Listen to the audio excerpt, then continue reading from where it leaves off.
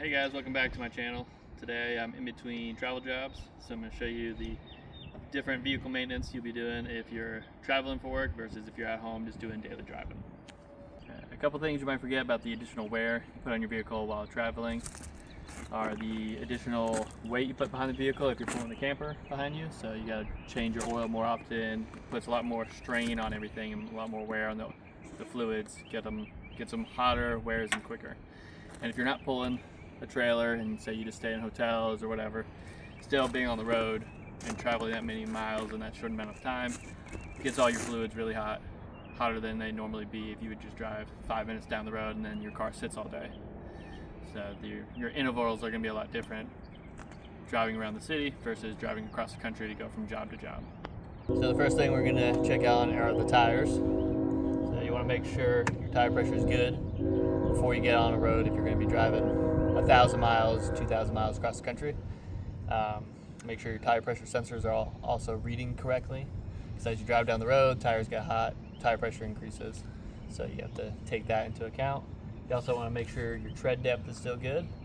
You got plenty of tread left on the tire. Make sure your tires are wearing evenly, so know if you need to rotate your tires, if your alignment's out of whack, whatever the case may be.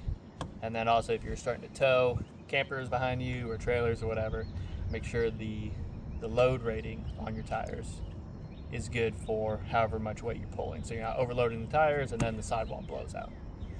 So that's the first thing to keep an eye on, are your tires.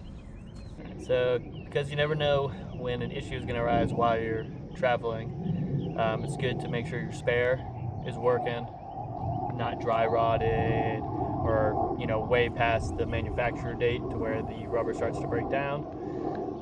You want to make sure that's all good. If you usually go to a tire place to have all your stuff done, you don't do anything yourself, it's a good idea to, one, make sure you know how to change a tire in case you blow it out down the road, and you have the right tools to do it. Make sure you got a jack, you got the right sockets to go on the nuts, you got a drill that'll actually take the bolts off while you're on the side of the road. And then if you can, try to have an extra spare on top of the other spare, just in case the one spare is bad or you blow out multiple tires.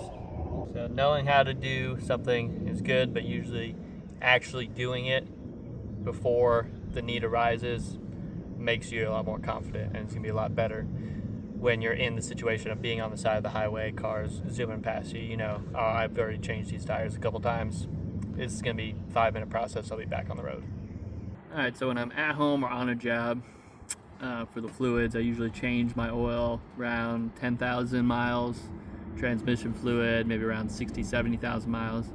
But if I'm doing a lot of traveling back and forth, putting a lot of weight behind the truck, I'll change my oil around 5,000 to 7,000 miles, and then my transmission fluid right around 30,000 miles to make sure it has some good fluid in there, keep everything cool and lubricated.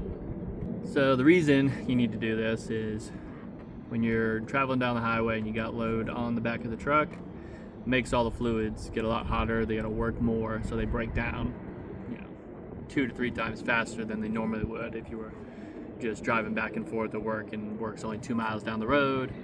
So you got to change your fluids more often to make sure all the components stay looking brand new and last you a million miles. So lastly, if you worry about collisions, you should probably get yourself a cattle guard. One, it'll protect the front end of the vehicle. If you do end up either rear-ending somebody, T-boning somebody, a deer runs out on the road, whatever the case may be, it'll damage this, but you can take this off and now you can keep driving. The car is not going to be totaled. And it'll also protect you in the cab from when, if you hit something, it's not going to crunch the whole front of the vehicle into you, and then now you're more injured than you would have been if you just had this on the front. So when you're traveling a lot, you're going to be going down a lot of small 2-lane roads. You don't know the traffic patterns there. If there's heavy traffic or light traffic, you don't know what kind of wildlife is in the area.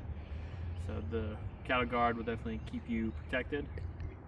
And then, you might be coming through town in the middle of the night where you can't even see anything, and then if a deer runs out in front of you and you got a cattle guard on it, then you blew out the whole front end of your truck, radiator might be messed up, now you can't even move. So it's definitely a good investment if you're going to be doing a lot of traveling. So thanks for watching, guys. I know I'm not your normal chatty YouTuber going super fast on everything, but I just wanted to put some of this information out there just because I wish I would have had it when I first started traveling for work.